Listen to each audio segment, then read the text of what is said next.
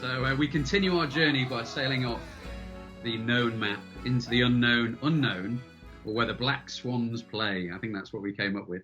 So I wanted to know what advice you would give other captains of ships out there that are venturing into the unknown of fintech, regtech, GRC tech, as I've termed, or any of the other techs that are out there, inshore tech, and what pieces of eight or doubloons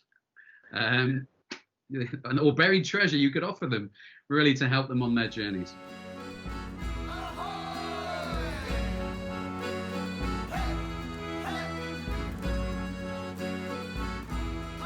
I will start with the leadership skills and the mindset.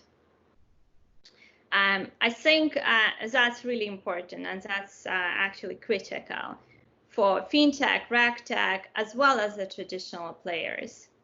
I think what we are perhaps been missing in some of the traditional space over the past 5 years is the entrepreneurship skills or entrepreneurship approach or perspective.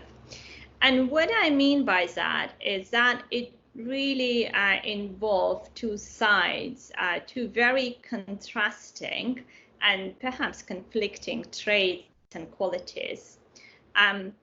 One is really the drive, the passion, the focus, the perseverance, persistence.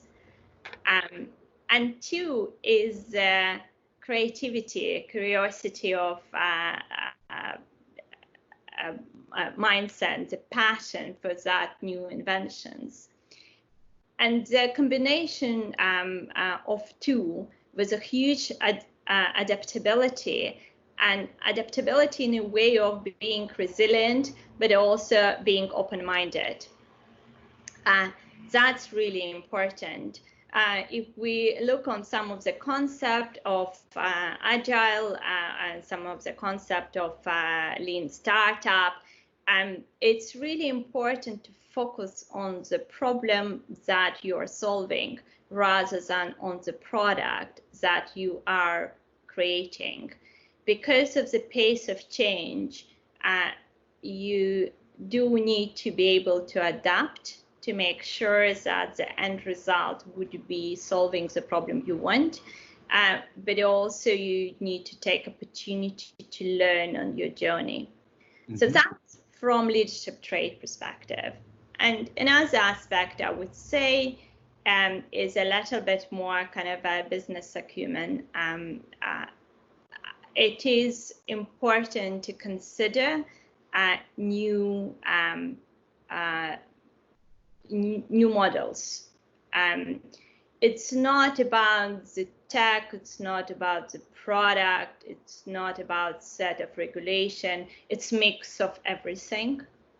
And ability to use those ingredients to solve the problems that you are trying to solve for the end customer, for the market, for economy.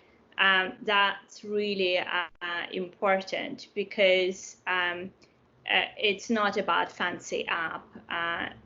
It's about helping people to manage their finances. And in that journey, the risk and governance elements are really important. It's important to understand regulation, to know which license you need to take and how to take it with the most effective and efficient way for your business. But also it's important to understand the risk in order to help to get to your objective faster and more effective and more cost-efficient way. And if you treat compliance, if you treat risk, if you treat governance as a separate exercise, as a kind of tick boxing, one, it's a huge cost, it's growing its own arm and legs, it's becoming not relevant and not helpful to your business. While perhaps I'm really the business person with passion for inventing, governance and risk to me are really important ingredients and overall toolkit, as well as technology, as well as understanding the market and industry, to, at the end of the day, lead people to serve the customer. Great, thank you, Lana. And that brings us quite nicely, almost the full circle on the compass, all the way around to the technology. We've been past the oversight, the process, the people. We've spoken about the culture initially, and obviously the technology as well with the fintech side of things.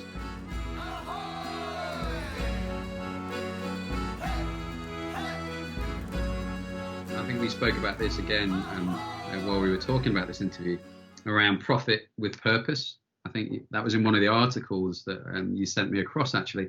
And, you know, and really delivering something to the end customer. Yes, the bottom line has got to be assisted in the companies that are developing these solutions, and the banks and the institutions, but also it's profit with purpose at the end. You've got ESG and leveraging communities nowadays. I like to think of Plato's allegory of the cave. So in terms of abbreviation, in terms of a cave, so you've got accountability, collaboration, automation, validity, and efficiency. So, you know, those are always the areas that I've been working with the last 20 years in GRC. You know, reducing duplication within a mortgage process, or any process really, and then reducing your cost of compliance and cost per control, you know, as well as delivering the end users a much better experience. Yeah, I think what I would add, so today, with the variety of licensings that we have and regulations that we have, and there are a few things perhaps on technology and processes.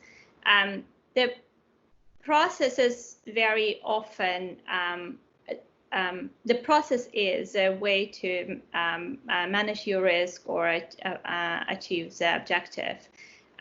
In the fast growing and fast changing environment today, some of the processes very quickly become irrelevant and unhelpful. Understanding that and really thinking about the main objective you have that process rather than process on its own. The main problem in financial services is with the market, with the recession, with the interest rate. The economics of that is just not working. We fundamentally need to shift the thinking on the different business models. Right, okay. And the other thing I would say is the interoperability of some of the technology toolkit, as well as the open ecosystem, gives us opportunity to shape new relationships and new partnerships. Instead of treating your service provider as a service provider, is actually shaping the partnerships, and therefore you could get to the journey much quicker. But in shaping those novelty partnerships, what is really important is not forget the old GRC term, third-party risk. Yeah. You really do need to understand your partner. You need to be aligned on the main things, and you need to maintain that relationship transparent and dynamic. On cultural level, on risk level, or tech level, or on all the levels of and funding level, on all levels of organization. So really using your capital allocation wisely, embracing this digital space with a new concept is really important. Thank you, Lee. Thank you for having me today. And a safe journey into new horizons. Thank you. Bye.